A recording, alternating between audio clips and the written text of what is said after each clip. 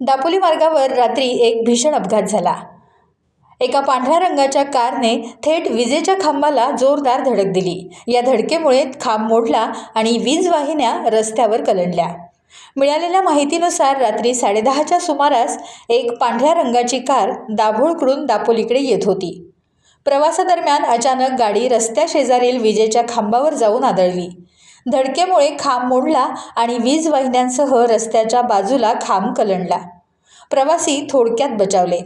कारचं नुकसान झालं असलं तरी त्यातील प्रवाशांना केवळ किरकोळ दुखापत झाली आहे।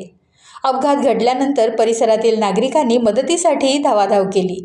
वेळीच खांब बाजूला पडल्यानं आणि वीज पुरवठा वेळीच खंडित झाल्याने मोठा अनर्थ टळला।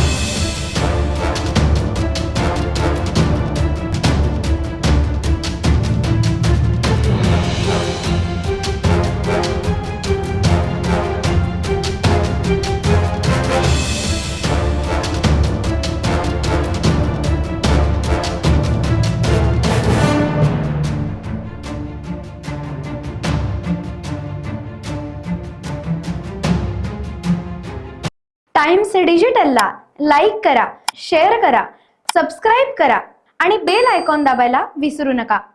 Times digital.